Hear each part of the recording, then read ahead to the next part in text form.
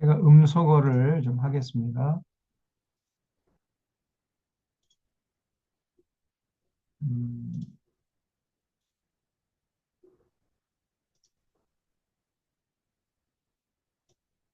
예, 어, 오늘은 이사야서 28장부터, 27장부터 하겠습니다. 지난주에 이사야서 26장까지 했죠.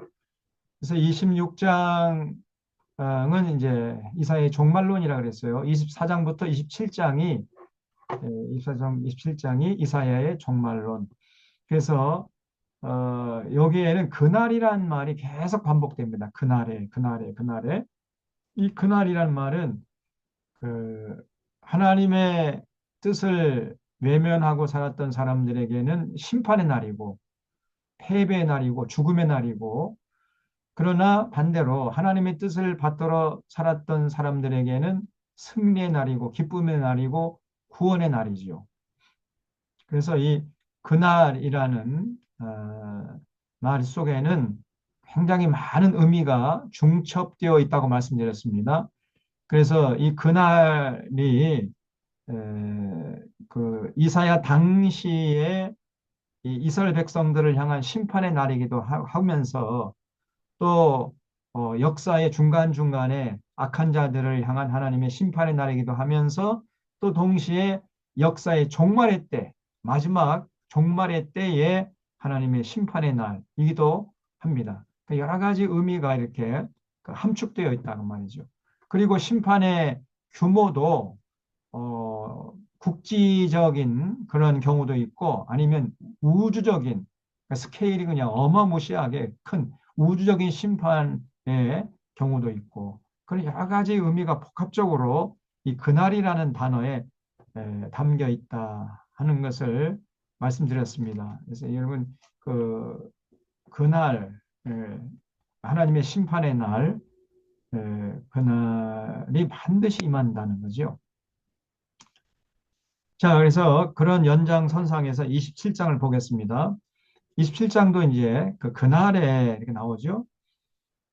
여호와께서 그의 견고하고 크고 강한 칼로 날랜 뱀 리워 야단, 곧 꼬불꼬불한 뱀 리워 야단을 벌하시며 바다에 있는 용을 죽이시리라 그랬어요. 아, 이게 리워 야단, 영어로 하면은 레비아탄입니다. 아, 그러니까 이 심판의 마지막 날에, 그 종말의 마지막 날에 잡을 것이 그 악의 근원이었던 용, 즉 마귀죠, 마귀. 그래서 날렘뱀, 이게 이제 그 용인데 요한계시록 20장에 보면요, 마귀입니다.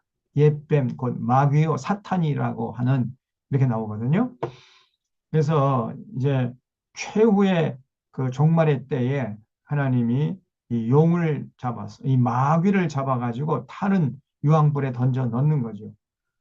그리고 그 전에 요한계시록을 보면은 용이 잡히기 전에 이제 먼저 잡히는 거죠. 용, 그 마귀의 앞잡이들 두 개가 있죠. 이 마귀의 앞잡이 두 마리가 있어요. 뭐냐면은 타락한 정치 권력. 이게 마귀의 앞잡이예요. 이게.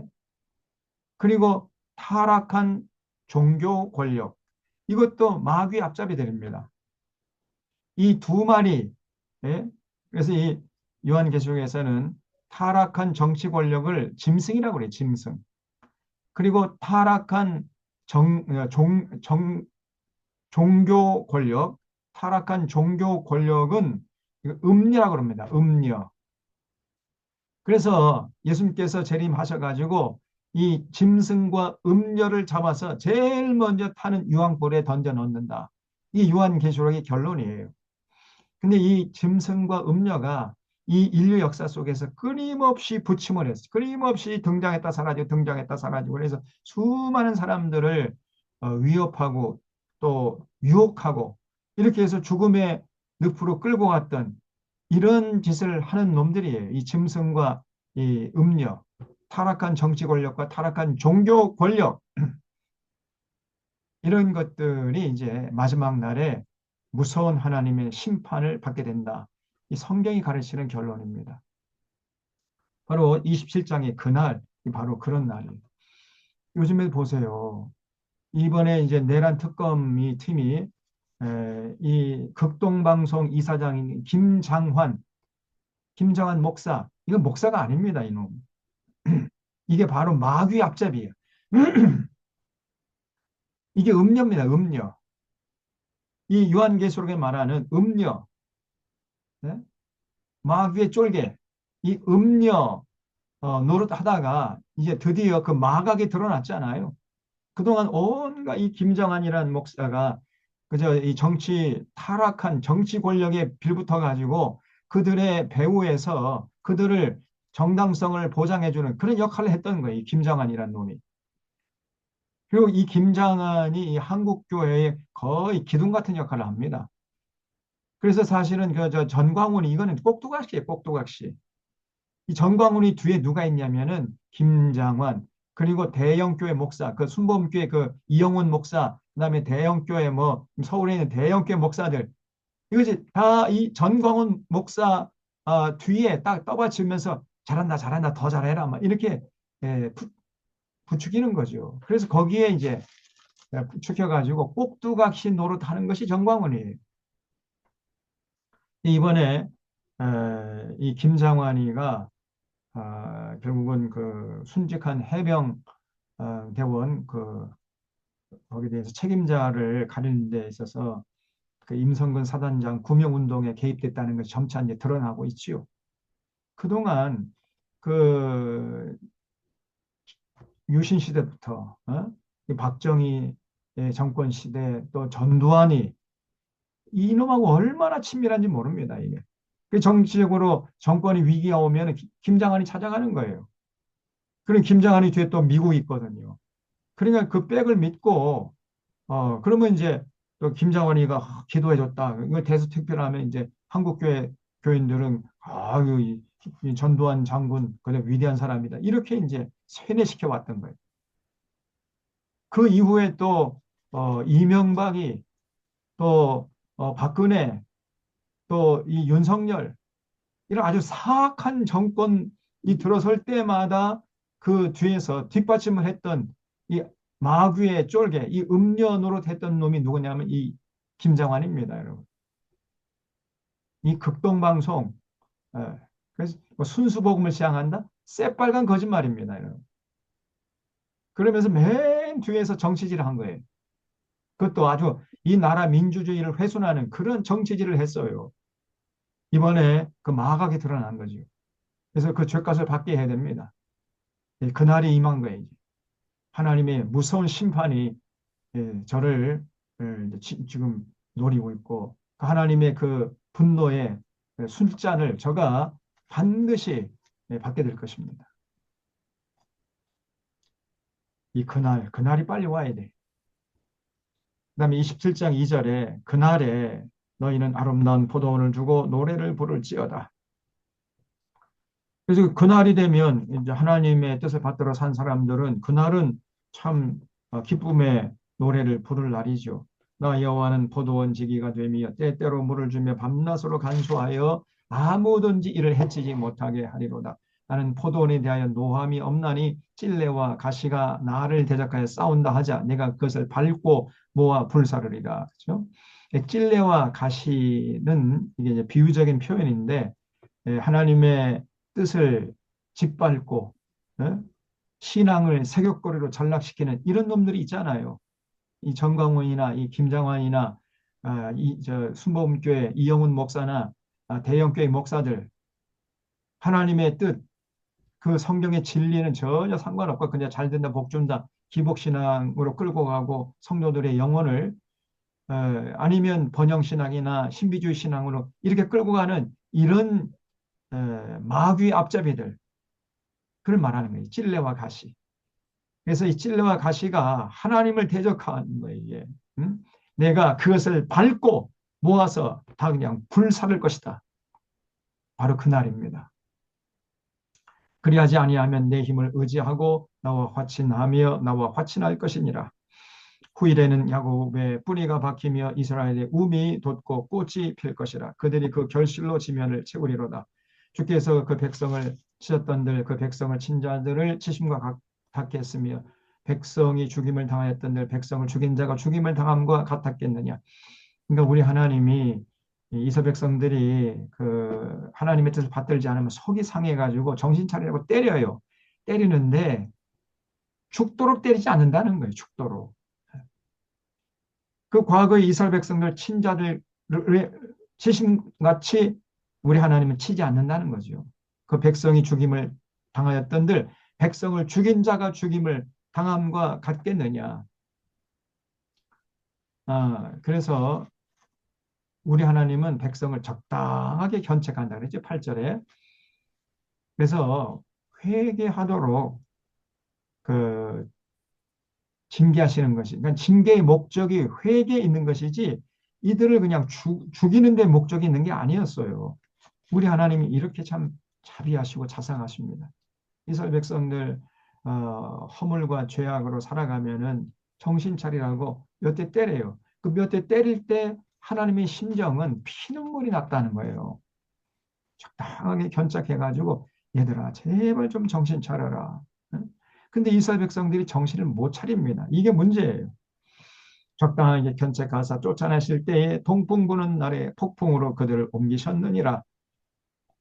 이렇게 견책하면서도 그냥 우리 하나님은 전전긍긍하시면서 아이고 저러다 내 새끼 다 죽겠다 하면서 그냥 동풍으로 동풍 부는 날에 폭풍으로 그들을 안전한 곳으로 옮기셨다는 거예요. 야곱의 불의가 속함을 얻으며 그의 죄 없이 함을 받을 결과는 이로 말미암나니. 이게 무슨 말이냐면요. 야곱의 불의는 환난을 겪음으로 해서 속함을 받게 된다는 거예요. 그래서 다시는 이제 우상 숭배하지 않게 된다는 겁니다. 그래서 여러분 이 고난이 결국은 성도들을 거룩하게 사실은 불로 연단하는 그 금이나 은 같은 거, 또 강한 쇠 같은 것은요, 불로 연단을 많이 받을수록 강해지잖아요.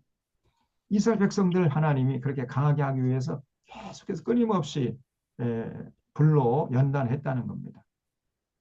그래서 그런 연단을 통해서 이스라엘 백성들이 순결해지고 또 더 이상 우상 숭배하지 않는 이런 삶을 살 수 있게 되는 거죠. 그런 얘기예요. 9절. 야곱의 불의가 속함을 얻으며 고난을 통해서 이 야곱의 불의가 속함을 얻게 됩니다. 그의 죄 없이 함을 받을 결과는 이로 말미암나니 곧 그가 제단의 모든 돌을 부서진 횃돌 같게 하며 아세라와 태양상에 다시 서지 못하게 함에 있는 것이라.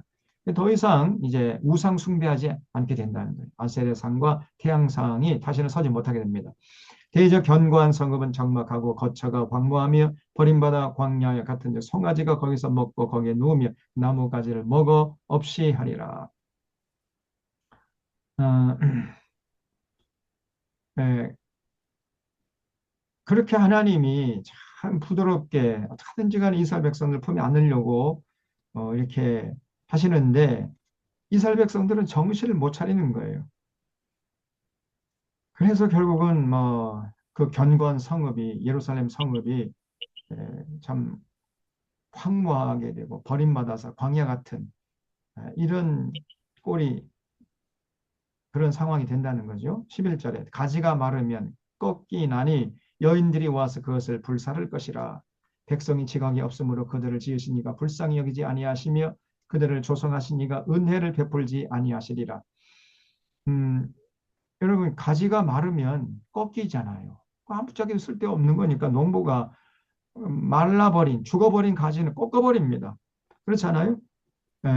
마찬가지로 지금 이스라엘 백성들을 마른 가지로 지금 비유하고 있는 거죠. 그래서 하나님의 뜻을 전혀 분별치도 못하고 뜻을 따를 마음도 없고 그런 지각이 없는 이런 사람들을 지금 마른 가지로 비유하고 있습니다. 그래서 그렇게 하나님이 아무리 좀 정신 차리라고 때려도 정신 못 차리고 그런 사람 그런 자들은 이제 어쩔 수 없이 하나님이 꺾어버리는 거죠. 그 망하는 거죠, 그러면. 예, 그런 말이에요. 11절. 가지가 마르면 꺾이나니 여인들이 와서 그걸 불사를 것이라. 백성이 지각이 없으므로 그들을 지으신 이가 불쌍히 여기지 아니하시며 그들을 조성하신 이가 은혜를 베풀지 아니하시리라. 그렇죠? 7절부터 쭉 이제 이어지는 내용은 하나님이 정신 차리라고 이스라엘 백성들에게 좀 고난을 보내요. 그럼 그 고난을 보낼 때 하나님의 마음은 제발 이 고난을 통해서 깨닫고 내게 좀 와 나오. 이런 마음이었는데 전혀 깨닫지 못하는 겁니다. 마치 마른 가지 같아. 지각이 없어가지고요. 하나님께 돌아갈 생각을 못하는 거예요. 그러니까 이제 하나님이 그들을 불쌍히 여기지 않는단 말입니다. 12절 너희 이스라엘 자손들아 그날에 여호와께서 창이라는 하수에서부터 애굽 시내까지 과실을 떠는 것 같이 너희를 하나하나 모으시리라. 또 이거는 12절은요. 그런 가운데서도 하나님의 뜻을 받들어서 살려고 해서 이런 사람들이 많지는 않지만 소수가 있어요. 그런 사람들을 하나님께서 이제 그 핍박을 피해서 흩어졌던 전 세계에 흩어졌던 사람들을 하나하나 다 불러 모을 것이라는 거예요. 13절 그날에 그러니까 12절 13절은 그 하나님의 뜻을 받들어 살아가는 사람들이 이제 승리의 날이고 구원의 날이고 기쁨의 날이죠. 그날에 큰 나팔을 불리니 아수르 땅에서 멸망하는 자들과 애굽 땅으로 쫓겨난 자들이 돌아와서 예루살렘 성산에서 여호와께 예배하리라. 참 믿는 자들에게는 그날이 참 소망의 날이고 기쁨의 날이고 구원의 날이고 승리의 날이죠. 그러나 하나님의 뜻을 짓밟던 사람들에게는 그날은 죽음의 날이고요. 패망의 날이고 두려움의 날이에요. 자, 이렇게 해서 27장까지 이사의 종말론이라는 것을 여러분 꼭 기억하시고요. 그래서 여러분 이 땅에 사는 동안 우리가 아무리 세상이 어지럽고 혼탁하고 어두워진다 할지라도 거기에 그 새 속에 우리 몸을 맡기면 안 됩니다. 시루에 우리 몸을 맡기면 안 되고요. 우리는 딱 부러지게 다른 사람들이 다 넓은 길, 편한 길 간다 할지라도 우리는 좁은 길 선택해가지고 좀 어려움이 있다 할지라도 꿋꿋하게 그 좁은 길, 거기가 생명길이고요. 거기 천국길이에요. 그 길을 가야 됩니다. 세상에는 두 종류의 사람이 있다고 제가 늘 말씀드리잖아요. 아벨의 길을 가는 사람이 있는가 하면 가인의 길을 가는 사람이 있어요. 아벨의 길을 가는 사람은 좁은 길을 선택한 사람이요. 그러나 천국길, 생명길을 선택한 자들이에요. 정말 복된 사람들이 지혜로운 사람. 그러나 많지 않아요. 이런 사람들이. 그러나 이 가인의 길에서 눈앞의 이익을 쫓아서 시루의 몸을 맡기고 그저 잘 먹고 잘 살고 출세하고 부귀영화 누리고 여기에 이제 관심을 가지고 살아가는 사람들, 수단방법 가리지 않고 자기 목표를 위해서 모든 수단방법을 동원하는 이런, 그래서 자기 가는 길에 좀 걸림돌이 되면 뭐 사람들 가차없이 죽여버리고, 가인 인류 최초의 살인자 아닙니까? 이렇게 해서 막 그 거짓과 술수와 폭력을 일삼으면서 자기 뱃속을 챙기는 이런 사람들이 가인의 길에 서 있는 사람. 이 당장에는 넓은 길을 가는 사람이에요. 많은 사람들이 그 길을 가려고 합니다. 왜냐하면 당장에는 수지 맞거든요. 그러나 그 길은 죽음의 길이고 패망의 길이고 그날에는 저 사람들이 이제 지옥으로 가는 길이에요. 절대 우리는 가인의 길에 서면 안 되고요. 아벨의 길에 서야 됩니다. 아벨의 길. 그날을 바라보면서 아벨의 길에 서야 돼요. 28장 보겠습니다.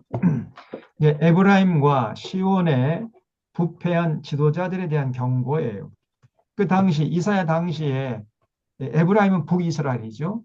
그리고 여기 그 시온이라는 거는 남유다를 말합니다. 남유다. 그러니까 남북의 지도자들이 다 타락했던 거예요. 여기 28장 1절에 에브라임의 술 취한 자들의 교만한 면류관은 화 있을진저. 그렇죠? 그러니까 이 이스라엘의 이 지도자들이 전부 다 술 취해가지고 교만하게 떨었어요. 이것들이. 술에 빠진 자의 성 곧 영화로운 관같이 기름진 골짜기 꼭대기에 세운 성이여 쇠년에 가는 꽃 같으니 화 있을진지여 보라 주께 있는 강하고 힘 있는 자가 쏟아지는 우박같이 파괴하는 광풍같이 큰 물이 넘침같이 손으로 그 면류관을 땅에 던질 것이다. 그래서 이제 하나님의 심판의 날이 임해가지고 온갖 부귀영화 누리면서 권력 남용하고 수많은 백성들 죽음의 길로 끌고 갔던 이런 지도자들, 그들의 머리에 썼던 면류관을 땅에 그냥 던져버릴 것이다. 에브라임의 술 취한 자들의 교만한 면류관이 발에 밟힐 것이다. 그날이 반드시 있습니다. 그 기름진 골짜기 꼭대기에 있는 그 영화가 쇠잔에 가는 꽃이 여름 전에 처음 익은 무화과와 같으니 보는 자가 그것을 보고 얼른 따서 먹으리로다. 그날에 또 그날이 나오죠. 만군의 여호와께서 자기 백성의 남은 자에게 영원한 면류관이 되시며 아름다운 화관이 되실 것이라. 그래서 그 하나님이 심판하는 그날은요, 그 온갖 세상 부귀영화 권력에 찌들어 살던 이런 사람들에게는 심판의 날이지만은, 그러나 그들에 의해서 갑질을 당하고 숨죽여서 살던 그런 사람들에게는 그날은 이제 구원의 날이고 승리의 날이죠. 아름다운 화관이 여호와께서 그 자기 백성들에게는 영원한 면류관이 되시고 아름다운 화관이 되실 것입니다. 화관이란 꽃으로 만드는 관이지요. 6절 재판석에 앉은 자에게는 판결하는 영이 되시며 성문에서 싸움을 물리치는 자에게는 힘이 되시리로다. 우리 하나님께서요 이제 임재하셔가지고 재판관이 된 사람들에게는 공평의 영을 주시고, 그렇죠?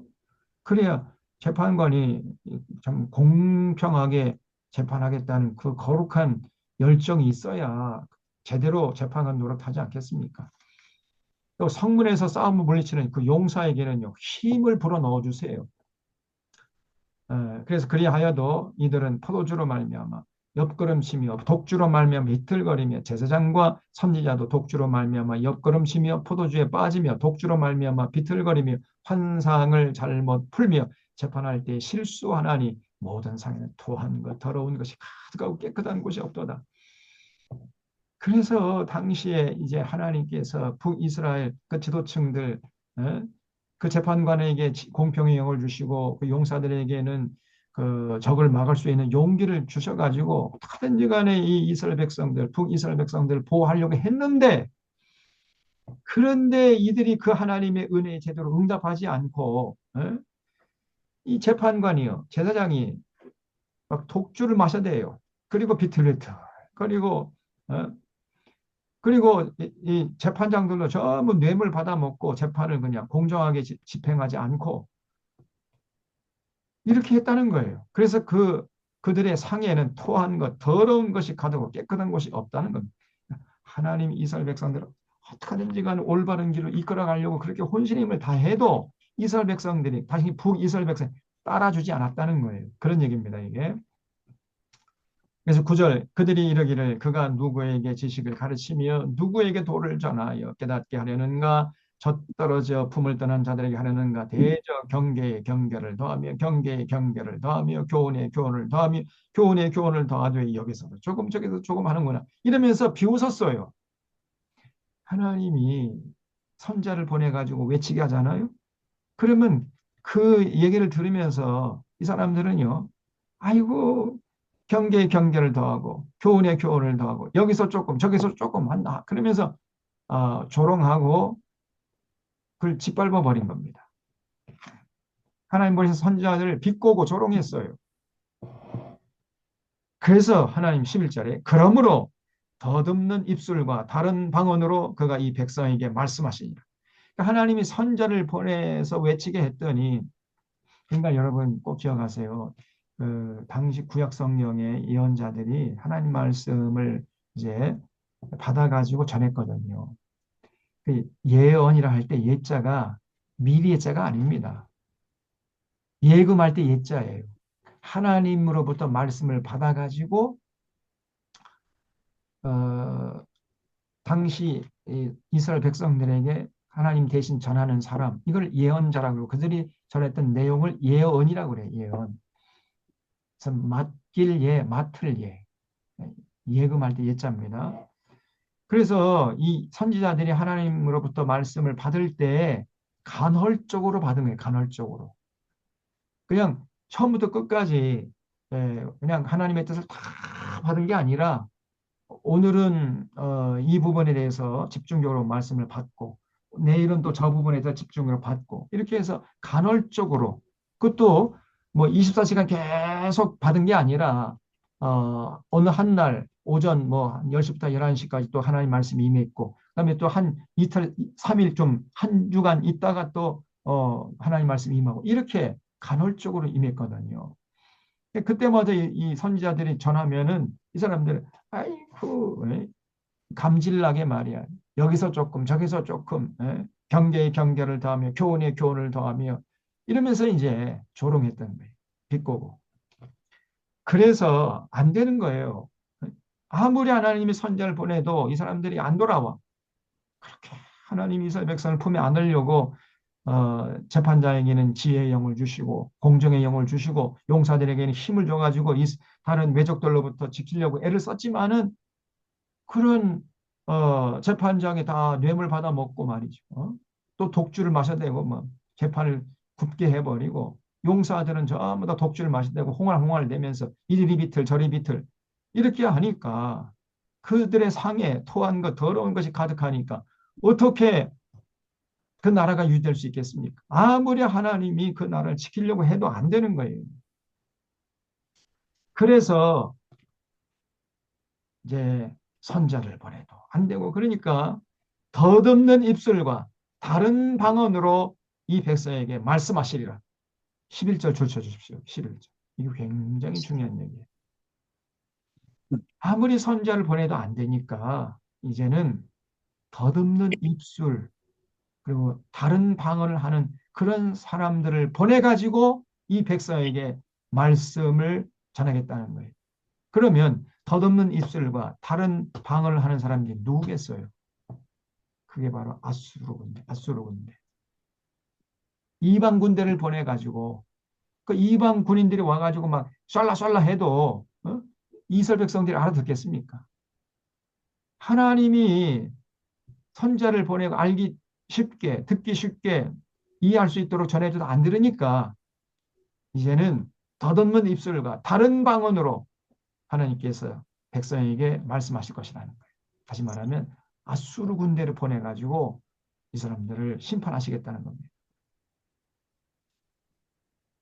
그래서 여러분 하나님이 듣기 좋은 말로 할 때 듣는 것이 최상책이에요. 어떤 사람은 그냥 그 부모를 속생해가지고 부모가 좀 제발 정신 차려라고 때려. 무섭게 때리는데도 안 들어요. 이 새끼 죽여라 죽여 그냥. 그리고 이를 악물고 그냥 전혀 잘못했다고 얘기를 안 해요. 그러면 더 얻어 터지는 것이요. 이스라엘 백성들이 북이스라엘 백성들이 그랬어요. 그러니까 이제 하다 안 되니까 하나님이 아수르 군대를 북이스라엘에 보내가지고 그 덧없는 입술과 다른 방언으로 하나님께서 말씀하실 것이다. 전에 그들에게 이르시기를 이것이 너희 안식이요 이것이 너희 상쾌함이니 너희는 곤비한 자에게 안식을 주라 하셨으나 그들이 듣지 아니하였으므로 여호와께서 그들에게 말씀하시되 경계에 경계를 더하며 경계에 경계를 더하며 교훈에 교훈을 더하며 교훈에 교훈을 더하고 여기서 조금 저기서 조금 하사 그들이 가다가 뒤로 넘어져 부러지며 걸리며 붙잡히게 하시리라. 그래서 아수르 군인들 보내가지고 이스라엘 백성들을 깨우치게 하려고 했다. 그래도 이 사람들은 못 깨달아요. 안 돌아옵니다. 이게 당시의 북이스라엘의 모습이었고요. 14절부터는 이제 남유다 권력층들의 타락상들을 여기서 이제 또 고발하고 있습니다. 14절을 보세요. 이러므로 예루살렘에서 이 백성을 다스리는 너희 오만한 자여. 예루살렘은 남유다의 수도였죠. 너희가 말하기를 우리는 사망과 언약하였고 수월과 맹약하였은즉 넘치는 재앙이 밀려올지라도 우리에게는 미치지 못하리라. 여러분, 우리는 이만큼 돈이 많고 권력이 있기 때문에 어떠한 재앙도 우리는 당하지 않을 것입니다. 아멘, 할렐루야. 이랬다는 거, 이 사람들이. 우리는 사망과 언약했고 수월과 맹약했다는 거예요. 그러니까 다시 말하면 우리는 절대로 죽지 않을 것이고 사망은 우리 사진 없다는 거예요. 왜냐하면 사망과 언약했기 때문에. 또 수월과 이 수월이라는 것은 신약성경에 보면 지옥, 예수님께서 지옥이라고 표현하셨는데 지옥 개념과 거의 유사합니다. 예. 그래서 우리는 지옥과 명약했다는 거예요. 절대 우리는 지옥 안 가. 우리는 절대 죽지 않고 절대 지옥 안 가. 이러면서 교만을 떨었어요. 사망권약했고 소홀과 명했은즉 넘치는 재앙이 밀려올지라도 우리에게 미치지 못하리니 우리는 거짓을 우리의 피난처로 삼았고 허위 아래에 우리를 숨겼습니다. 이러면서 교만을 떨었어요. 이는 남유다의 권력층들이 예루살렘에 사는 높은 사람들이. 그러므로 주 여호와께서 같이 이르실 때 보라 내가 한 돌을 시온에 두어 기초를 삼았노니 한 돌에도 절주하십시오. 한 돌. 이 한 돌은 굉장히 중충적인 의미가 있어요. 첫 번째는 이 여기서 한돌이라는 것은 여호와의 율법 또 여호와의 약속, 여호와의 율례와 규례와 법도 또 혹은 여호와의 약속 그거를 의미한다고 볼 수 있습니다. 또 이게 이제 신약으로 넘어오면 이 한돌이 뭐냐면 예수 그리스도예요. 예수 그리스도. 예수님께서 거치는 돌, 모퉁이 돌이 됐다. 이렇게 신약에서는 그렇게 표현하죠. 한돌.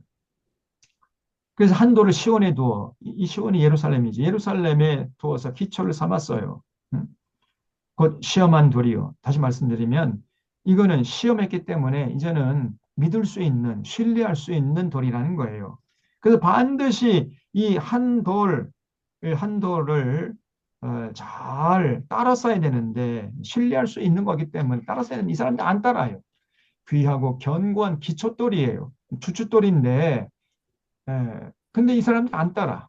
그것을 믿는 이는 다급하게 되지 그렇죠. 그 하나님이 그 시원해 둔 그 한 돌, 그 주춧돌, 그것을 귀하게 여기고 따르는 이런 사람들은 절대로, 다급하게 되지 다시 말하면 이 다급하게 되지 않는다는 말은 불안해하지 않을 수 있다는 거예요. 마음에 평안이 있고, 기쁨이 있고, 자유함이 있습니다. 절대로 다급하게 되지 않아요. 그래서 반드시 그 한도를 귀하게 여기고 그걸 지키고 보호하고 따라서야 되는데 이 사람들이 안 따르는 거예요. 또 신약으로 하면 이 한돌이 예수 그리스도라고 그랬죠. 예수 그리스도. 여러분 예수 그리스도를 사랑하고 예수 그리스도의 삶의 중심에 모시고 예수님의 가르침을 따르는 사람들은요. 절대로 다급한 일을 겪지 않습니다. 언제나 마음에 평안이 있고 기쁨이 있고 참 자유함이 있어요. 그래서 우리가 예수 잘 믿어야 된다. 그렇게 말씀드리는 겁니다. 그래서 17절 나는 정의를 측량줄로 삼고 공의를 저울줄로 삼으니 우방이 거짓의 피난처를 소탕하며 물이 그 숨는 곳에 넘칠 것이라. 야, 우리 이 표현이 얼마나 절묘합니까 이게. 이거는 노벨 문학상감이잖아요. 우리 하나님은 어떤 분이시냐. 정의를요 측량줄로 삼아요. 공의를 저울줄로 이렇게 달아. 뭘 다는 걸 그 다는 하나님의 그 추에 저울추에 그게 뭐냐 공의에 공의 정의와 공의 그 측량줄을 삼고 저울추를 삼는 거예요. 그래서 거기에 딱 기준에 맞춰 가지고 판단을 하신단 말이죠. 그래서 정의를 추구하고 공의를 추구하지 않는 사람들은 하나님의 존재할 수가 없어요. 설 수가 없다는 말이죠. 그냥 권력과 부귀영화, 뭐 높은 자리, 돈, 뭐 이런 걸 의지하는 사람들은 그래서 나는 뭐 사망과 그 언약을 체결했고 서울과 맹약했기 때문에 나는 안심이다. 이렇게 큰 소리 치는 놈들은 우박이 그 거짓의 피난처를 소탕하며 물이 그 숨는 곳에 넘칠 것이다. 이 17절 여러분 표현이 정말 너무나 절묘하죠. 너희가 사망과 더불어 세운 언약이 폐할 것이고 서울과 더불어 맺은 맹약이 서지 못할 것이다. 넘치는 재앙이 밀려올 때 너희가 그것에게 밟힘을 당할 것이다. 그러니까 당시 남유다 예루살렘의 권력층들 높은 놈들이 얼마나 교만했냔 말이에요. 한 줌도 안 되는 하나님 입장에서 볼 때는요. 한 줌도 안 되는 그 권력이잖아요. 네? 그리고 그 부귀영화나 뭐 지들이 모아놨던 금은 보화 이런 것들 하나님 훅 불어버려 날려가는 이걸 믿고 그냥 까불댔다는 거야. 우리는 절대로 죽지 않고 우리는 절대 지옥 가지 않는다. 이러면서 교만을 떨었어요. 그런데 그런 놈들을 우리 하나님이 예? 정의를 측량줄을 삼고 공의로 측량줄을 삼아가지고 그놈들을 심판하시는데 우박이 그 숨어있는 놈들을 전부 다 찾아낼 것이고 그래서 또 물이요. 그 숨어있는 곳에 넘쳐버려가지고 다 그냥 물에 빠져 죽게 하시겠다는. 아이고, 우리 하나님의 심판 무섭습니다. 19절에 그것이 지나갈 때마다 너희를 잡을 것이니 아침마다 지나가며 주야로 지나가리니 소식을 깨닫는 것이 오직 두려움이라. 침상에 짧아서 능히 몸을 펴지 못하며 이불이 좁아서 능히 몸을 싸지 못함 같으리라 하셨느니라. 대저 여호와께서 브리심산에서와 같이 일어나시며 기브온 골짜기에서와 같이 진노하사 자기의 일을 행하시니 이 일이 비상할 것이며 자기의 사역을 이루시니 그의 사역이 기이할 것입니다. 그래서 여러분 브리심산은 바알 브리심과 동일한 곳이에요. 이 바알 브라심에서 어떤 일이 있었냐면은 다윗이 이곳에서 블레셋을 물리쳤다는 기록이 사무엘하 5장에 나옵니다. 여기 브라심 할 때 부자 앞에 미음이라고 관주가 되어 있지 미음? 그 옆에 조그맣게 글씨 보세요. 미음하고 비 3하 5장 20절 이렇게 되어 있죠. 그거를 참고하라 그 말이죠. 이 브리심산에서 어떤 일이 있었냐면요. 이 사무엘하 5장 20절 그 쭉 가서 살펴보면 다윗이 이곳에서 블레셋 이 군대를 아주 통쾌하게 물리친 그게 바로 하나님께서 앞장서 싸우시는 거예요. 그런 기이한 일을 우리 하나님이 행하신 것이 브라심산입니다. 또 기브온 골짜기 할 때 비읍 보면 기자 앞에 비읍이 있죠. 비읍 보세요. 비읍 보면 관주에 뭐라고 되어 있습니까? 보라, 맨 밑에 보라, 여호수아서 9장 3절 이렇게 돼 있지요. 그래서 여호수아 9장 3절을 보면은 여호수아가 아모리 왕들을 물리칠 때 하나님께서 놀랍게 역사해 가지고요. 태양아 머물러라 그러니까 태양이 예? 지질 않아요. 태양이 지질 않는단 말이에요. 그 아모리 족속을 다 물리칠 때까지 낮이 계속됐어요. 아니 시간이 흐르면 이제 태양이 지고 밤이 와야 되는데 몇 날 며칠이고 태양이 지질 않았단 말이죠. 하나님이 이 우주 법칙을 잠깐 동안 이렇게 깨트려 가지고 여호수아의 정복을 도와줬단 말이에요. 그게 막 기이한 일이에요. 그래서 브리심산에서 행했던 것처럼 기브온 골짜기에서 행한 것처럼 하나님께서 일어나 가지고 기이한 일을 이루실 것이다. 다시 말하면 그렇게 남유다 권력층들 교만을 떠는 놈들을 하나님께서 그냥 하나씩 전부 다 색출해 가지고 심판하실 것이라는 거예요. 우리 하나님이 무섭습니다, 여러분. 이 우주 만물을 창조한 하나님인데 그 앞에서 까불대는 놈들 정말 하루 강아지 법 무슨 줄 모르고 까불대죠. 근데 제가 요즘에 새벽 예배 드릴 때마다 이렇게 이제 우리 아파트에서 이제 교회 가는 이제 길목에 오리들이요. 이른 아침에 오리들이 이제 이것들이 뭐 이렇게 뭐 먹이를 찾아가지고 뒤뚱뒤뚱 가요. 그러면은 차가 이제 제가 가는 빵빵거리잖아요. 길 한가운데 걸어가고 있어요. 오리가. 그래서 제가 빵빵거리면은 오리들이 이렇게 돌아봐가지고요. 그럼 비켜야 할 텐데 안 비켜. 그리고 그냥 머리 이렇게 치켜들고 한 판 붙잡고 덤기는 한 판 붙잡고 자동차와 한 판 붙잡고 덤기는 오리가. 그 제가 그 모습 볼 때마다 아, 어떤 면에서는 참 귀엽기도 하고 순진하기도 하고 그 생각이 나요. 하루 강아지 하루 강아지가 아니라 저 뭐냐 아, 하루 오리죠. 하루 오리. 하루 오리가 범 무서운 줄 모르고 덤벼들고 있단 말이에요. 기가 막히죠? 아니 오리가 어떻게 자동차를 이깁니까? 예?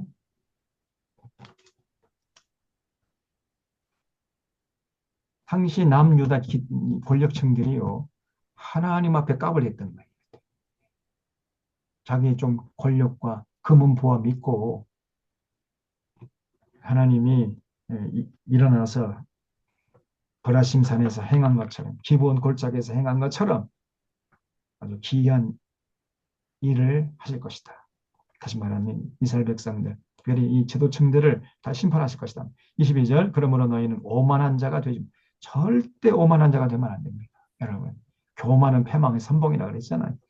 근데 대부분의 사람들이 변질돼요. 조금 권력을 맛보고 누리게 되면은 처음에는 순수했던 사람이요. 갑자기 이상하게 변질되고 교만하고 어깨에 힘이 들어가고 이제 막 섬겨라 섬겨라 막 이렇게 되거든요. 이 목사님도 그래요. 목사님들도 뭐 개척교회 할 때는 교인들 찾아다니고 막 그냥 막 복음에 땀을 뻘뻘 흘리고 교회를 세우려고 그러다가 조금 이제 교인 수가 차고 뭐 한 500명, 100, 1000명, 2000명, 3000명 그 대형 교회가 되잖아요. 어깨에 그냥 여기가 막 힘이 들어가 가지고요. 이곳 아닙니다 그냥. 그 자기가 하나님이에요. 하나님은 대적하는 거예요 이제. 그 전광훈이나 이 김창완이나 이영훈이나 이런 것들 이런 것들은 처음부터 그랬지만은 순수했던 사람들도 나중에 조금 대형 교회를 이루게 되면요 다 타락해 이게 변질돼. 그래서 끝까지 순수함을 유지하는 게 진짜 힘든 것 같아요. 사람이라는 게. 어, 그 저가 이제 걱정되는 게 이재명 대통령이 이제 처음에 지금은 이제 잘하고 있는 것 같은데 이 끝까지 잘해야 되는데 조금 이제 권력을 맛을 보게 되면은 이제 자기 말 한마디에 막 세상이 벌벌 떨고 막 모든 사람들이 숨을 죽이고 이렇게 되면 나중에 변질될까 그게 걱정이 돼요. 이재명 대통령은 그래도 혹독한 연단을 받았기 때문에 그렇게 쉽게 변질되지 않을 것이라는 그런 믿음이 있기는 합니다만은 그래도 염려가 돼.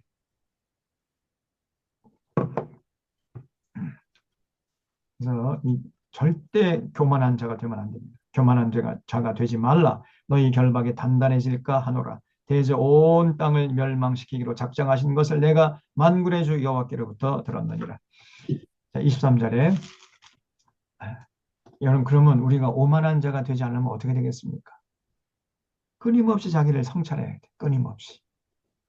끊임없이 자기를 돌아보고 언제나 하나님 말씀 앞에 진심으로 서서 정직하게 성실하게 그 말씀으로 자신의 삶을 비춰봐야 돼. 하나님의 눈으로 자신의 삶을 보고 하나님의 눈으로 이 교회를 보고 하나님의 눈으로 역사를 보고 이런 자세를 절대 잃지 말아야 됩니다. 그러면 오만하지 않을 수가 있습니다. 끊임없이 자기를 비워야 돼. 뒤에 한 일, 다 잊어버리고 앞에 있는 표대를 향해서 달려가야 됩니다. 그런 사람들이 이제 교만하지 않을 수가 있는데, 야, 이 정도면 됐다. 안주하거나, 하나님 말씀 앞에 서는 걸 게을리하거나, 이런 사람은 금방 변질이 되고 교만해져요. 그러다가 망하는 겁니다. 23절에 너희는 내 귀를 기울여 내 목소리를 들어라. 자세히 내 말을 들어라. 파종하려고 가는 자가 어찌 쉬지 않고 갈기만 하겠느냐. 자기 땅을 개간하며 고르게만 하겠느냐. 지면을 이미 평평히 하였으면 그다음에 평평히 하였으면 이제 뭘 해야 됩니까? 맨날 지면 평평히 하기만 하면 안 되잖아요. 평평하게 했으면 그 다음에 소외양을 뿌리고 대외양을 뿌리고 씨앗을 뿌려가지고 이제 열매 맺으려고 또 거름도 주고 뭐 이렇게 해야 되는 거 아니에요? 그렇게 이제 농부가 하는 것처럼 하나님도 이스라엘 백성들 그 양육하고 징계할 때 이런 어떤 그 때를 따라서 하나님이 징계 과정을 잘 설정해 가지고 차례차례 이스라엘 백성들을 양육해 나가신다는 거예요. 그런 모습을 지금 농부의 빗대에서 표현하고 있는 겁니다. 지면을 이미 평평히 했으면 소양을 뿌리고 대외양을 뿌리며 소맥을 줄줄이 심으며 대맥을 정한 곳에 심으며 귀를 그가에 심지 않겠느냐. 이는 그 하나님이 그에게 적당한 방법을 보여서 가르쳤음이며 소해양은 도리깨로 이제 소해양은 이제 열매를 거두면요 도리깨로 떠는 거죠. 또 대회양은 수레바퀴를 굴리지 아니하고 소해양은 작대기로 떨고 대회양은 막대기로 떠납니다. 추수했으면 또 떨어야죠 이제. 곡식은 부수는가 아니라 늘 떨기만 하지 아니하고 그것에 수레바퀴를 굴리고 그것을 말곡으로 밟게 할지라도 부서지는 아니하나니 이도 만군의 여호와께로부터 난 것이라. 이렇게 농부가 그 봄부터 여름, 가을까지 그 때를 따라서 그 농사의 과정을 밟아가는 것처럼 하나님도 이스라엘 백성들을 양육하기 위해서 때를 따라서 적절한 방법을 사용해 가지고 이스라엘 백성들을 교훈하고 양육시켜 나가신다는 거예요. 그런 얘기입니다. 23절부터 29절이. 자, 29장에는 이제 여기 슬프다 아리엘이요 할 때 아자 옆에 1번에 돼 있죠. 1번 난외주라고 합니다. 맨 밑에 보세요. 난외주가 나오는데 예루살렘을 가리킴 이렇게 돼 있죠. 예루살렘. 그래서 지금 하나님이 이 예루살렘을 괴롭게 할 것이라는 거예요. 왜냐하면 예루살렘이 하나님을 받들지 않으니까요. 그래서 슬프다 아리엘이여 아리엘이여 다윗이 진친 성읍이여 해마다 절기가 돌아오려니와 내가 아리엘을 괴롭게 하리니 그가 슬퍼하고 애곡하면 내게 아리엘과 같이 되리라 그랬죠. 여기 아리엘 여기서 아리엘은 뭐냐면요. 이 아리와 엘의 합성어예요. 아리엘은 아리 플러스 엘의 합성어입니다. 아리란 말은 화로예요. 화로. 그리고 엘이란 말은 임마누엘 할 때 엘이에요. 그래서 하나님의 화로, 다시 말해 하나님의 제단로를 말하요. 하나님의 제단로. 그래서 하나님께서 이 아리엘, 이 예루살렘을 아리엘 같이 되게 하겠다. 이게 그 언어 유희라고 그럽니다. 언어 유희. 예루살렘을 아리엘이라고 부르는데 하나님이 아리엘 같이 되게 하겠다. 그때 아리엘은 하나님의 화로, 하나님의 제단로 같이 아리엘을 만들어 버리겠다. 여러분, 그 번제단이 뭐 하는 곳이에요? 제물을 태우는 곳이잖아요. 다시 말하면 하나님께서 이 예루살렘을 그 번제단 위에 태우는 제물같이 다 그냥 다 잿더미로 만들어 버리겠다. 이런 얘기입니다. 내게 아리엘과 같이 되리라. 하나님 이스라엘을 번제단의 제물같이 다 태워버리실 것이다. 그런 뜻이에요. 내가 너를 사면으로 둘러 진을 치면 너를 애워 대를 쌓아 너를 치리니 네가 낮아지어서 땅에서 말하면 내 말소리가 낮이게 티끌에서 날 것이라. 내 목소리가 신접한 자의 목소리같이 땅에서 나면 내 말소리가 티끌에서 찌꺼리리라. 하나님이 예루살렘을 이제 괴롭게 이제 하시려고 하신다는 건데 그러면 그 방법이 뭐겠어요? 아수르 군대 보내요. 아수르 군대를 보내가지고 이스라엘 백성들을 이제 심판하시겠다는 겁니다. 근데 그러면 그 아수르 군대는 어, 어떤 면에서는 이제 하나님의 회초리, 하나님의 몽둥이에요. 이스라엘 백성들 정신 차리라고 하나님이 보내신 회초리와 몽둥이에 불과한 거죠. 여러분, 회초리와 몽둥이가 역할을 다하면 어떻게 됩니까? 이제 그 버림을 받는 거죠. 부모가 자식 새끼가 말을 안 들으면 회초리 가져다가 이제 이놈 새끼 종아리 걷어 해가지고 막 회초리 종아리 때리잖아요. 그러면 그 회초리는 그때는 이제 자기 역할을 하는 거지만은 이 아들 그 종아리 다 때렸으면은 그 아버지가 계속해서 그 회초리 갖고 있습니까? 아니죠. 회초리 갖다 버리잖아요. 이제 필요 없으니까. 아수르 군대가 막 그런 어, 회초리라는 거예요. 그래서 여기 5절부터는 이제 하나님께서 이 아수르 군대를 이제 버린다는 거죠. 그럴지라도 너 대적의 무리는 이게 바로 그 아수르 군대죠. 이스라엘의 대적의 무리 아수르 군대는 세미한 티끌 같겠고 강포한 자의 무리는 아수르 군대가 잔인해요. 막 군대의 힘을 믿고 뭐 강포한 짓을 했는데 그 강포한 자의 무리는 날려가는 겨같이 일순간에 갑자기 그냥 사라져 버릴 것이다. 그래서 아수르 군대 저 두려워하지 말라는 거예요. 만군의 여호와께서 우레와 지진과 큰 소리와 회오리 바람과 폭풍과 맹렬한 불꽃으로 그들을 징벌하실 것이다. 그들은 아수르 군대입니다. 아리엘을 치는 열방의 무리 곧 아리엘과 그 요새를 쳐서 그를 곤고하게 하는 모든 자는 꿈같이 밤에 환상같이 되리니. 그러니까 아수르 군대가 꿈같이 밤에 환상같이 돼. 내가 밤에 잠자다 꿈을 꿨는데 깨보니까 이게 현실인지 꿈인지 뭐 그런 정도의 존재감밖에 없게 될 것이라는 거예요. 주림자가 꿈에 먹었을지라도 깨면 그 속은 여전히 비고 목마른 자가 꿈에 마셨을지라도 깨면 곤비하며 그 속에 갈증이 있는 것 같이 시온산을 치는 열방의 무리가 그와 같으리라. 그러니까 이 아수르 군대가 예루살렘에 쳐들어 올 것이지만은 그들의 시도는 마치 밤의 환상같이 꿈같이, 예, 다시 말하면 그들의 시도는, 아수르 군대의 시도는 헛수고가 될 것이라는 거예요. 헛수고가. 그래서 절대로 아수르 군대 무서워하지 말라. 이 이사야는 끊임없이 그런 얘기를 합니다. 우리가 이사야서 7장에서부터 그런 얘기 쭉 했죠. 정신나간 아하스가 막 이렇게 어, 그 북이스라엘과 또 아람 군대, 연합 군대가 쳐들어오면 막 부도 뭐 헐벌 떠니까 이사야가 가지고 저거는 연기난 부직경에 불과한 건 두려워하지 말라 막 이렇게 해도 막 불안이 떠니까 그러면 너 징조를 구해봐라. 징조도 안 구하면서 또 벌벌 떨잖아. 그러니까 하나님이 스스로 그러면 내가 징조를 보여주겠다 이렇게 말씀하신 적이 있잖아요. 어,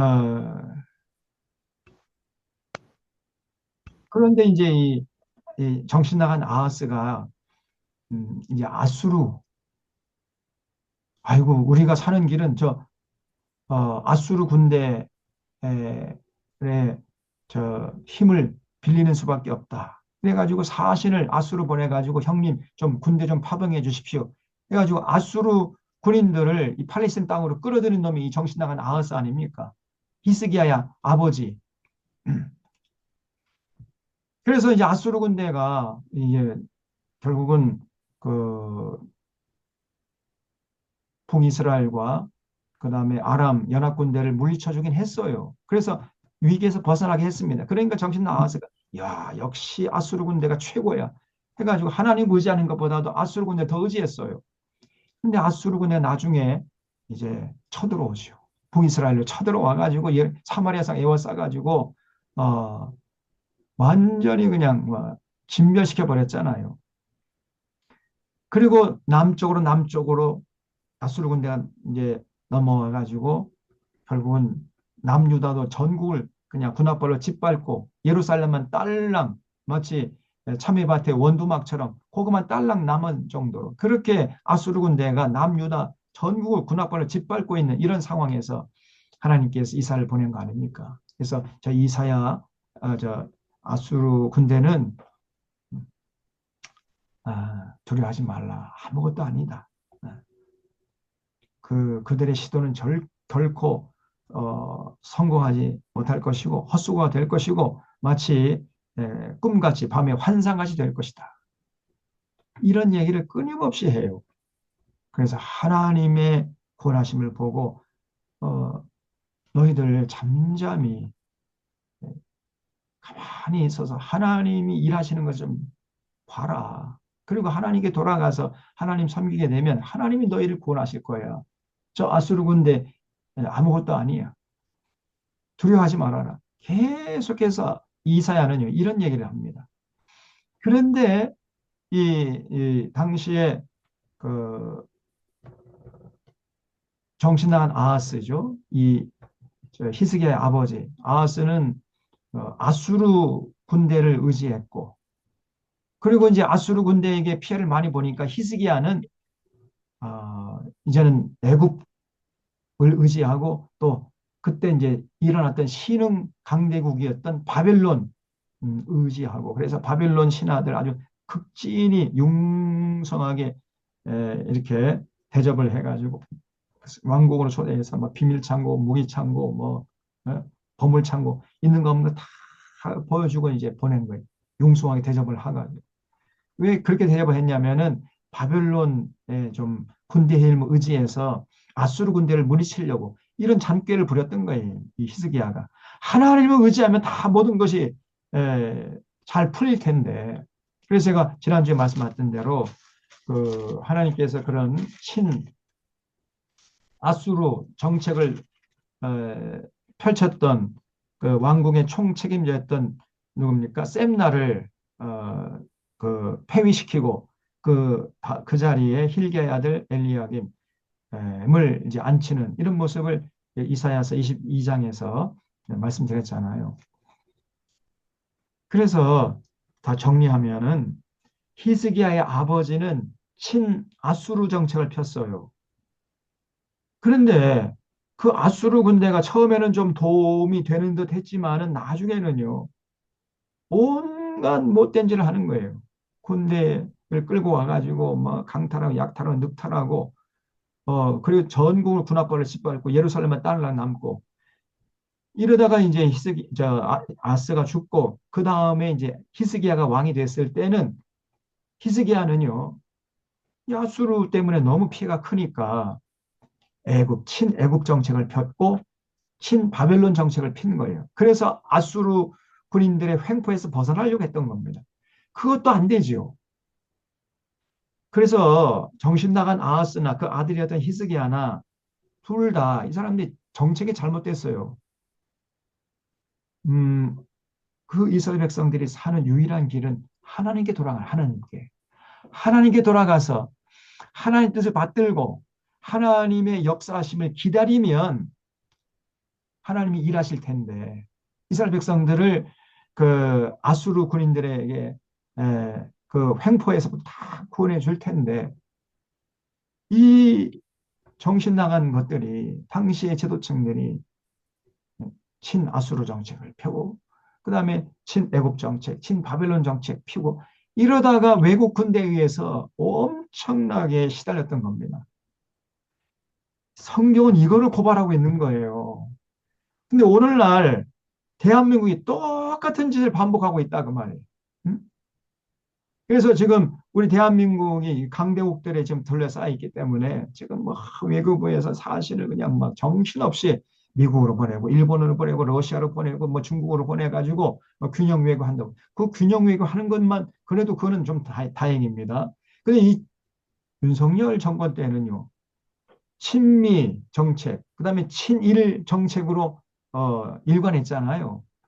러시아나 중국을 아주 적대시하면서 일본과 미국에게 올인했던 거 아닙니까? 이거는 너무너무나 이거는 잘못된 정책이고요. 이거 무서운 화를 당하는 정말 그 위험한 정책이었습니다. 그런데 균형 외교도 이것도 사실은 뭐 차선책으로는 괜찮습니다만 최고의 정책은 뭐냐? 온 이 나라 국민들이 하나님께 돌아가요. 하나님께 돌아가서 하나님 사랑하고 하나님의 뜻을 받들어서 더불어 살아가는 그래서 억강부약 이재명 정권이 내세우는 억강부약 권력자 돈 있고 좀 높은 자라고 해가지고 행포 부리는 이런 건 못하게 강자들을 억압하고 약자들을 부양하는 이런 정책 그래서 더불어 살아가는 높은 산은 좀 깎아가지고 낮게 하고 골짜기는 메워가지고 평탄게 하고 이렇게 해서 이 모든 사람들이 평등하게 대등하게 인간다운 대접을 받으면서 살아가는 이런 세상을 만들면은 하나님이 역사하시고 하나님이 지키시고 보호하실 텐데 그것은 안 하고 여전히 좀 돈 있는 없는 힘 있는 권력자들은 그냥 그 갑질을 해대고 가난한 사람들 서민들은 그냥 죽어라 그냥 아무리 열심히 정직하게 살아도 가난의 굴레에서 벗어나지 못하고 이런 세상을 이루면서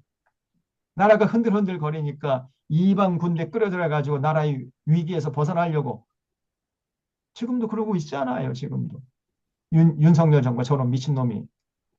근데 이번에 이제 이재명 대통령이 들어서서 억강부약 이걸 전면에 내세우고 그래서 서민들을 위한 정책으로 이제 선회하겠다. 네, 근데 두고 봐야죠. 그러면서 지금 러시아, 중국과 관계 개선도 하고 미국과 뭐 일본도 이제 관계 개선 하면서 균형 외교하겠다. 뭐 이렇게 하는데 그 나아가는 방향은 지금 잘 설정한 것 같아요. 잘 해야 됩니다. 가장 중요하고 본질적이고 근본적인 것은 하나님의 뜻을 받들어야 돼. 하나님께 돌아가서 더불어 살라는 그 하나님의 뜻을 받들기만 하면 이 대한민국은요. 하나님이 지키시고 하나님이 보호하신단 말이죠. 그런 것을 하지 않은 채 뭐 미국 군대, 일본 군대 아무리 뭐 이 땅에 많이 들어와서 주둔한다 할지라도 절대로 외국 군대가 이 나라를 지켜주지 않습니다. 그거를 가르치는 게 성경이에요. 그걸 가르치는 게. 예. 그런데 오늘 한국교회가 윤석열이 지지하면서 친미 정책, 친일 정책 그걸 박수치고 쌍술고 환호하고 있단 말이에요. 그러면서 자기들은 부동산 투기 주가 조작하고 말이죠. 어? 세금 좀 깎아준다 그러면 윤석열 최고라고 이러면서 환호하고 있단 말이죠. 이게 교회입니까 이게? 정말 그냥 복창이 터져요. 저것들은 목사도 아니고 장로도 아니라니까요. 전혀 성경에서 가르치는 하나님 누군지를 모르고 있습니다.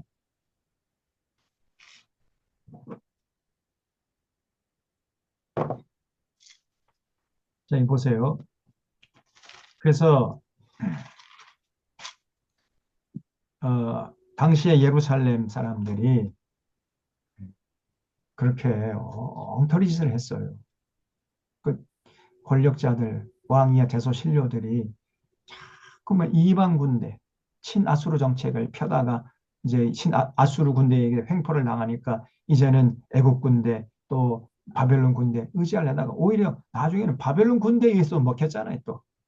여러분, 이방 군대가 외국 군대가 우리 땅에 거하면 안 돼요. 외국 군대가 우리나라 지켜주겠습니까? 예? 저 미군이 왜 이 땅에 주둔하는 거예요? 정직하게 얘기해 보세요. 우리나라 지켜주려고 있는 게 아닙니다. 미국의 국익을 위해서 지금 저 미군이 이 땅에 주둔하는 거예요. 우리나라 지켜주려고 목숨 걸고 사람이 여기 있는 거겠습니까?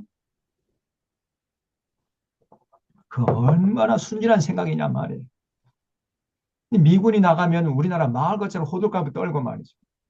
노무현 대통령 때 이 장군들이 그냥 그 전시작전권 환수하자 막 그러니까 막 반대를 하면서 저 종북 좌파 빨갱이 노무현이 간첩 이놈 물러가라 그러면 이 장군들이 군대 장군들이 별 똥별들이 막 나서가지고 반대라고 그러지 않았습니까? 그러니까 노무현 대통령이 굳건한 줄 알아야지 장군들이 오히려 전시작전권 환수하겠다 그러면 환호하고 지지해야 할 건 아니냐 말이에요. 이 정신 나간 놈들아. 이런 식으로 일갈하지 않았습니까? 정신 나간 놈들은 하지 않았지만은 그 연설의 그 뉘앙스가 그런 의미예요. 저건 정신 나간 것들이죠. 저 매국 노들 아닙니까? 네? 우리나라 군대에 의해서 자주국방을 해야지 외국 군대의 힘을 의지해서 이 나라를 지키겠다고? 이런 썩어 빠진 놈들이 어디 있어요? 이 장군들이. 음, 그래서 어, 여기 29장 제가 좀 큰 걸 했는데 어쨌든 그 예루살렘이 결국은 하나님께 돌아가질 않고 그러니까 나라가 허약하니까 뭔가 뭐 엉뚱한 짓만 했단 말이에요. 그래서 이제 아수르 군대가 이제 왔는데 아수르 군대가 오니까 또 두려워하고 막 애굽으로 날아가고 뭐 바벨론으로 사신 보내고 정신 나간 짓을 했던 겁니다. 그러나 절대로 아수르 군대 두려워하지 말라. 자, 9절에 너희는 놀라고 놀라라. 너희는 맹인이 되고 맹인이 되라. 그들의 취함이 포도주로 말미암이 아니며 그들의 비틀거는 독주로 말미암이 아니니라. 그러니까 지금 당시 예루살렘 사람 전부 다 맹인이 됐는데 포도주로 마사가 취해가지고 그런 게 아니라는 거예요. 하나님께서 여기 10절 깊이 잠들게 하는 영을 너희에게 부어주사 너희의 눈을 감기셨으니 그가 선지자들과 너희의 지도자인 선견자들을 덮으셨습니다. 그러므로 모든 계시가 너에게는 봉안책의 말처럼 되었으니 그것을 글 아는 자에게 주며 이르기를 그대에게 정하노니 이를 읽으라 하면 그가 대답하기를 그것이 봉해졌으니 나는 못 읽겠노라 할 것이요 또 그 책을 글 모르는 자에게 주며 이르기를 그대에게 정하노니 이를 읽으라 하면 그가 대답하기를 나는 글을 모른다 할 것이니라. 그러니까 그 이스라엘 백성들이 왜 그 아리엘 같이 될 것이냐면요. 이스라엘의 그 지도층들이 다 맹인이었다. 맹인. 취해서 맹인이 된 게 아니라 하나님께서 그들의 영안을 다 그냥 감겼기 때문이라는 거예요. 그래서 선지자들이 타락했고요. 선지자들이 그 성경책을 읽으면서도 그게 무슨 뜻인지 몰라요. 봉안책처럼 됐다는 거예요. 그래서 글 아는 자에게 주며 이르기를 그대 이걸 읽으라 그러면 그가 대답하기를 그 봉해졌으니 나는 못 읽겠노라. 성경책을 펼쳐놓고 이게 무슨 뜻이냐고 물어보면요. 아, 난 모르겠는데.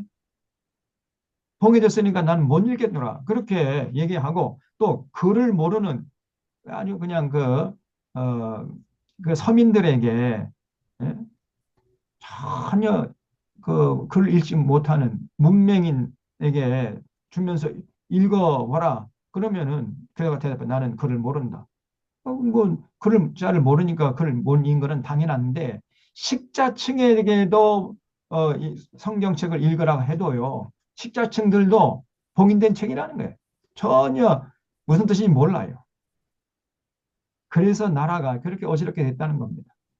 그래서 글 읽을 줄 아는 자나 글 읽을 줄 모르는 자나 이 성경이 봉인된 책으로 남아 있었던 겁니다.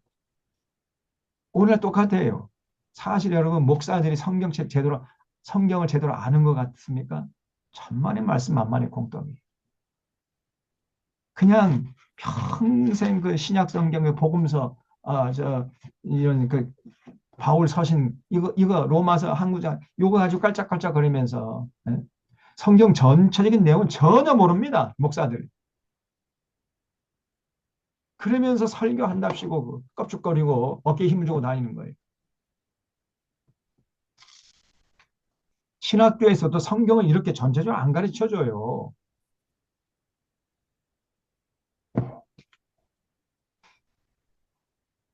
그건 지금 목사들에게도 성경책이 여기 말씀드린 대로 다 봉인된 책이에요. 봉인된 책. 성경 읽어도 이게 무슨 뜻인지 몰라요. 자, 이거 설교하는 그 부분, 그 한 구절, 두 구절 요것만 전체 전혀 저런 맥락은 전혀 파악하지 못하고 있습니다. 그런 목사들이 거의 8, 90%입니다. 8, 90%. 제가 볼 때. 그러니 어떻게 건강한 교회를 이룰 수 있겠습니까? 남유다도 그 예루살렘도 그러니 뭐 완전히 타락했던 거죠.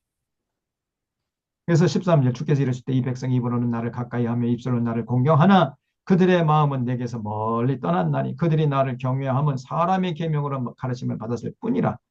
자, 잘 듣다 복 준다 이런 말이나 듣고 싶어 하고요. 하나님 말씀에는 귀를 막아버려요.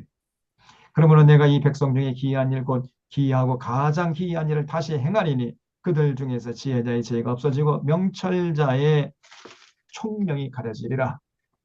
그래서 이제 15절부터는요. 조금 좀 분위기가 좀 밝아집니다. 자기의 계획을 여호와께 깊이 숨기라는 자들에게 화 있을지 그들의 일을 어두운 데서 행하며 이르기를 누가 우리를 보랴 누가 우리를 알랴 하니 너희의 패역함이 심하도다 토기장이 이를 어찌 진흙같이 여기겠느냐 지음을 받은 물건이 어찌 자기를 지은 이에게 대하여 이르기를 그가 나를 짓지 아니하였다 하겠으며 빚을 받은 물건이 자기를 빚은 이에게 대하여 이르기를 그가 총명이 없다 하겠느냐. 그럴 수가 없는 거죠. 오래지 아니하며 네 번은 기름진 밭으로 변하지 아니하겠으며 그러니까 네 번은 이제 기름진 밭으로 변하게 될 것이라는 겁니다. 이제 좀 있으면은 기름진 밭이 숲으로 여기지지 않겠느냐. 그날에 못 듣는 사람이 책의 말을 들을 것이다.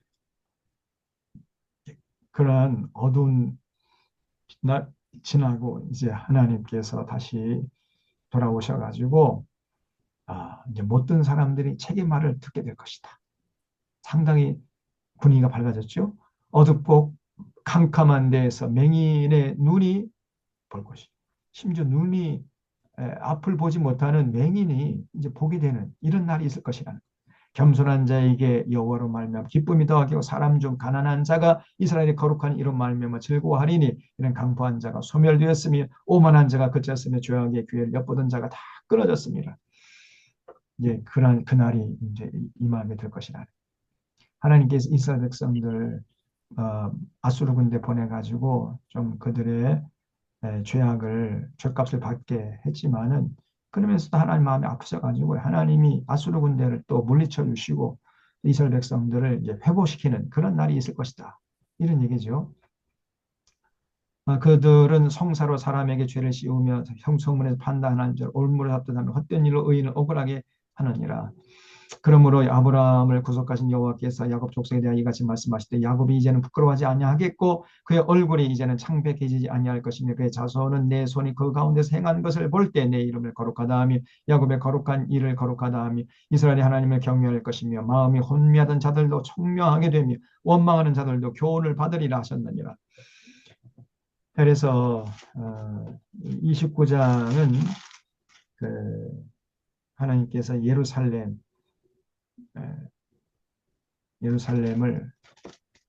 괴롭게 하는데 그 괴롭게는 하나님 마음도 괴로워요. 그래서 결과적으로 하나님께서 또 아수르 군대를 물리쳐 주실 것이다. 그래서 다시금 이 예루살렘을 회복시킬 것이다. 이런 말씀을 하고 있습니다. 그러면 30장 보면 그래서 이런 하나님께 돌아가야 되는데 이 사람들이 하나님께 돌아가지 않고 무슨 짓을 했나? 자, 30절부터 30장 31장이 굉장히 중요합니다. 이 사람들이 무슨 짓을 했냐면 제가 조금 전에 말씀한 그대로 이 사람들이 하는 거예요. 3장 1절에 여호와께서 이르실 때 패역한 자식들은 화 있을진지요 그들이 계교를 베푸나 나로 말미암지 아니하며 맹약을 맺으나 나의 영으로 말미암지 아니하고 죄에 죄를 더하도다. 그들이 바로의 세력 안에서 스스로 강하려 하며 애굽의 그늘에 피하려 하여 애굽으로 갔을 때 나의 입에 묻지 않 하나님의 뜻을 묻지 않고 지 멋대로 지금 아수르 군대가 쳐들어오니까요. 사신을 애굽으로 보내가지고 애굽 군대에 참여를 요청했다는 거예요. 형님 좀 군대 좀 보내주십시오 라고 이렇게 파루의 세력 안에서 스스로 강하려 했던 거예요. 이게 히스기야의 실수입니다. 히스기야가 이 친 애굽 정책을 폈던 거거든요. 3절 그러므로 바로의 세력이 너의 수치가 되니 근데 그들이 의지하려고 했던 이 애굽이 오히려 그들의 수치가 될 것이라. 여러분 미군을 의지하다가 미군 때문에 우리가 수치를 당해요. 네? 그걸 아셔야 돼. 근데 대한민국 교회가 미군이라면 그냥 막 사족을 못 쓰잖아요. 여러분 절대로 이 미국 좋은 나라가 아니라니까요. 미군이 우리나라 유익을 위해서 저 사람들이 기여하지 않아요. 미국의 국익을 위해서 일하는 군대가 미국 군대지. 어떻게 우리나라를 위해서 저 사람이 싸워주겠습니까? 여기 애굽의 군대가 이스라엘의 수치가 될 것이고 바로의 세력이 너의 수치가 될 것이다. 이 말이 오늘날 대한민국에 똑같이 맞아요. 미국의 세력이 이 대한민국의 수치가 될 것이고 미군이 우리를 부끄럽게 할 것입니다. 우리를 억압하는 그런 장치라니까요. 여러분 이걸 깨달아야 돼. 애굽의 그늘의 피함이 너희의 수욕이 될 것이다. 우리가 그냥 외교관 보내가지고 절대로 미군 철군하지 마십시오. 미군 더 파병해 주십시오. 그 미국의 그늘의 피함이 우리의 수욕이 될 것입니다. 이게 하나님의 말씀이에요. 그 고관들이 소환이 있고 그러니까 이 외교관들이 여기 소환이라는 것은 애굽의 그 도시죠. 소환으로 보내고 사신들이 산에서도 애굽의 큰 도시입니다. 이르렀으나 그들이 다 자기를 유익하게 하지 못하는 민족으로 말미암아 수치를 절대로 애굽 군대는요 이스라엘을 유익하게 하지 못하는 민족이었어요. 근데 그렇게 애굽을 의지했던 거예요 이 사람들.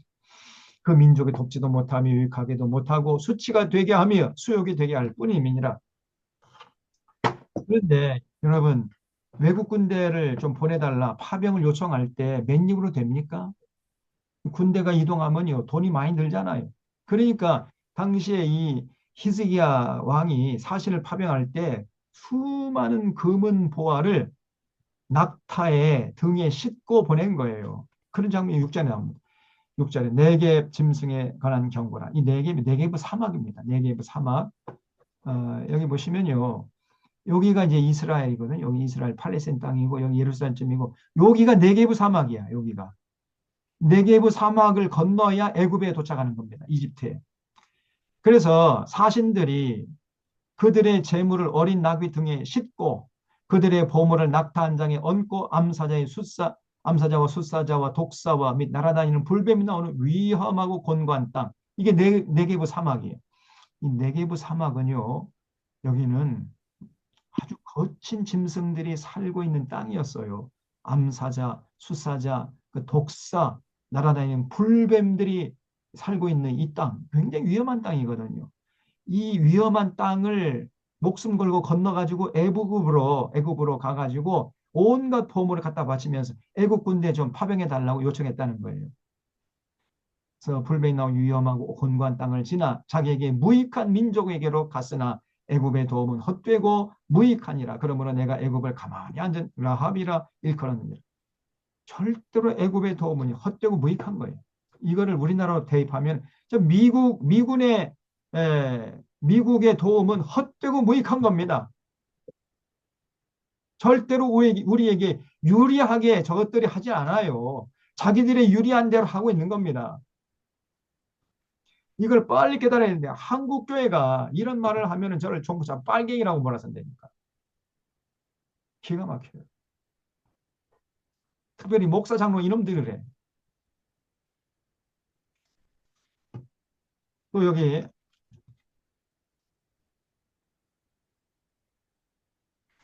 31장에도 보세요. 31장.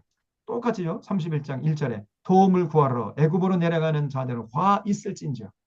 하나님이요. 애굽으로 내려가지 말라 그랬어요. 근데 왜 자꾸 애굽으로 가느냐? 군대 좀 파병해 달라는 군대. 네. 그들은 말을 의지하며 병거의 많음과 마병의 심히 강함을 의지하고 이스라엘의 거룩하신 다시 말하면 여호와 하나님은 앙무하지 않아요. 여호와를 구하지 않습니다.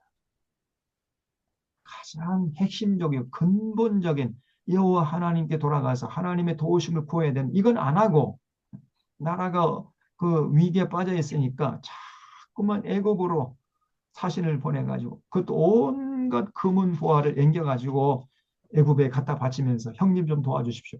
이런 짓을 했던 거예요. 오늘날 똑같이 대한민국이 하고 있습니다. 윤석열 정부 때는 아주 극심했죠. 왜냐면 이제 이게 보입니까? 지금 성경과 우리 대한민국 역사가 겹쳐 보이지 않아요? 성경을 읽으면서 우리나라 역사가 보여야 돼. 그래야 성경을 제대로 읽은 겁니다. 그래서 이런 짓을 하니까 31장 2절에 여호와께서도 지혜로우신즉 재앙을 내리실 것이다. 하나님이요 가만두지 않겠다는 거예요. 그 말씀들을 변하게 하지 아니하시고 일어나서 악행하는 자의 집을 치시며 행악을 돕는 자들을 치시리니 애굽은요 사람이요 신이 아닙니다. 다시 말해 저들은 한계가 분명한 거예요. 애굽이 절대로 이스라엘을 구원하지 못합니다. 미국이 대한민국을 절대로 구원하지 못해요. 빨리 이 한국교회 목사장을 깨어나야 돼. 이 극우 이념에 세뇌돼 가지고 죽어도 안 깨납니다. 이것들.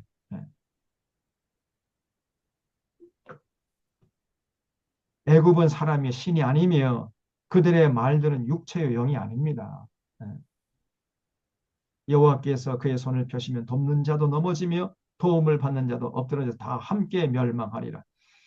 하나님이 도와주셔요. 하나님이 도와주시려면 하나님께 돌아가야죠.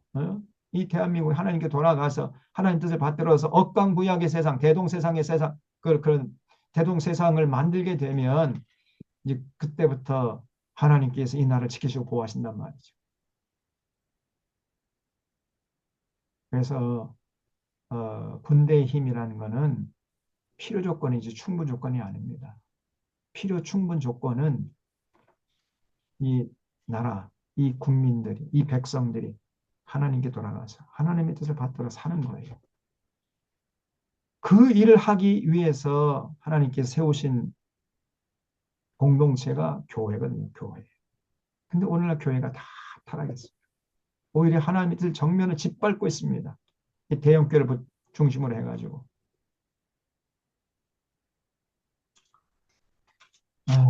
정말 기가 막힙니다. 기가 막혀. 어떻게 이 역사를 다시 바꿀 것인지 정말 생각하면 눈물이 앞을 가립니다. 30장 좀 더 이제 좀 자세하게 말씀을 드리려고 하는데 30장, 31장, 32장, 33장, 34장, 35장 여기까지 이제 하면은 36장부터 39장은 그 열왕기 하서 내용과 똑같아요. 빨리 나갈 수가 있고 40장부터 66장까지는 제2 이사야라고 말씀드렸죠. 이거는 200년 후에 이스라엘 백성들이 결국 바벨론 포로로 잡혀갔다가 돌아오는 그때 일어나서 하나님의 말씀을 외친 내용을 기록한 부분이라거든요. 그래서 39장까지만 하면은 이사야 당시에 그 사회상을 통해서 주어졌던 하나님의 말씀을 우리가 다 살펴보는 결과가 되는데 한 번, 두 번 정도만 더 하면은 이제 될 것 같습니다. 이사야 제1 이사야는요. 그래서 시간이 됐기 때문에 여기까지 하고 다음 시간에 30장부터 좀 더 자세하게 말씀을 드리겠습니다. 그런데 이제 한 가지 광고가 있는데요.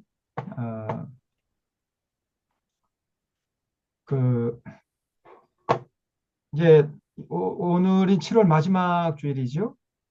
7월 마지막 주일이고 다음 주가 이제 8월 첫 번째 금요일이고 그런데 8월 1일이 금요일이죠.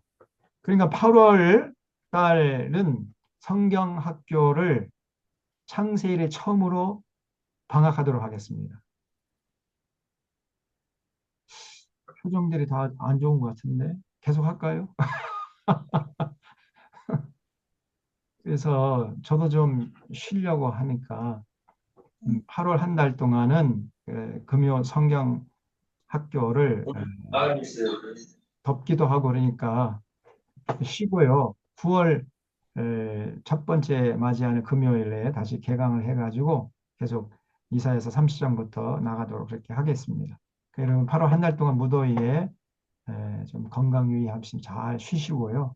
9월 달에 뵙도록 이렇게 하겠습니다. 표정이 굉장히 어두우신데 표정이 어두운 게 이게 좋은 거예요, 나쁜 거예요? 예, 그래요. 자, 기도하고 마치도록 하겠습니다. 하나님 아버지, 오늘 이사야서를 통해서 당시 히스기야 당시에 이스라엘 백성들이 나라가 어지럽고 혼탁하니까 하나님께 돌아가서 하나님의 뜻을 받들어서 억강무약 대동세상을 만들 생각은 하지 못하고 위기에서 벗어나기 위해서 친아수르 정책을 펴다가 또 오히려 아수르 군대의 핍박을 받으니까 이제는 친애굽 정책, 친바벨론 정책으로 선회하면서 하나님 마음을 아프게 했던 이런 역사를 살펴보았습니다.